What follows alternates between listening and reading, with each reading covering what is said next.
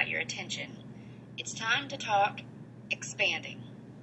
Expanding an expression is the same thing as distributing the term outside of the parentheses to each term inside the parentheses. The key word here is each. Let's take a look at an example. Something that you're familiar with is 4 parentheses 5. Order of operations tells us to multiply what's on the outside of the parentheses to the guy on the inside. So 4 times 5 is 20. It's safe to say that 4 parentheses 5 equals 20. Now, what if you had 4 parentheses 5x? This means that you have 5x times 4. When combining like terms and you are multiplying, you can multiply the 5 and the 4 together to get 20, and then you attach your x. So if you were to have 4 groups of 5x, that would look like 5x plus 5x plus 5x plus 5x. So combining like terms tells us that 5 plus 5 plus 5 plus 5 is 20. So the value again is 20x. So 4 parentheses 5x essentially means 4 groups of 5x. What if there were 2 terms inside the parentheses? Let's say you had 4 parentheses 5x plus 2.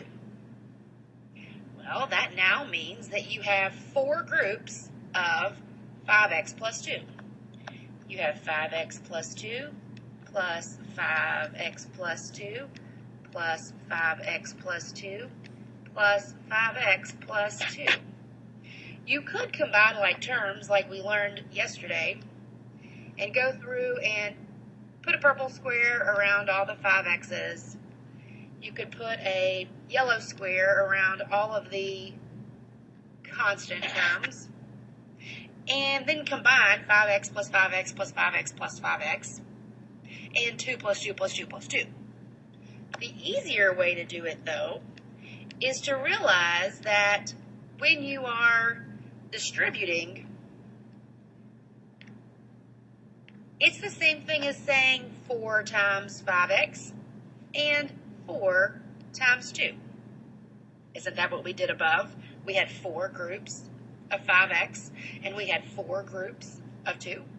Yeah, so 4 times 5x plus 4 times 2, that means that 4 times 5x is 20x, and 4 times 2 is 8. 20x and 8 are not like terms, so there's your final expression.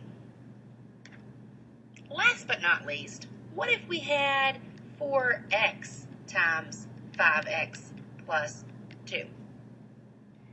If we know the idea of distributing, we could say that 4x times 5x, and then we could say 4x times 2. So 4x times 5x, 4 times 5 is 20, and x times x is x squared. And 4x times 2 is 8x. Combining like terms says you can combine things that have the same variable and the same power. Since this is an x squared and this is an x to the first, they do not have the same power. So 20x squared plus 8x is the simplified expression. How can we apply this concept? How can we extend our thinking? Well, what if we were given an equilateral triangle? Equilateral means that all three sides have the same length. Hence, these little lines right here. All three sides, same length.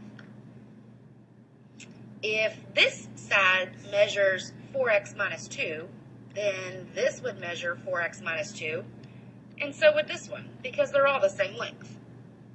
If we were asked to find the perimeter of this equilateral triangle when x equals 12 units, first we need to create an expression. So if we have three sides that are all 4x minus 2, we could represent that situation with this expression. To simplify, we need to take the term outside and multiply it by each term on the inside. 3 times 4x minus 3 times 2. That gives you 12x minus 6. Then the problem said, when x is 12, what is the value? So if we define x as being 12, then we need to substitute 12 in for x. So 12 times 12 is 144 minus 6. 144 minus 6 equals 138. So the perimeter of the equilateral triangle equals 138 units. Remember, any questions that you have in the video, you can pause and rewind. You can also blog questions to your fellow students to have them respond, and maybe they can help you. I'd like for you to take the quiz following this lesson prior to coming into class tomorrow. When you come into class tomorrow, I'm going to give you the following 3 problems for a pop quiz. Here are the 3 problems that I'll give you tomorrow on your pop quiz in class. My best advice would be to go ahead and work them out and discuss them on Edmodo. Answer any questions that you may have prior to coming to class so that you can ace this test. You can do it.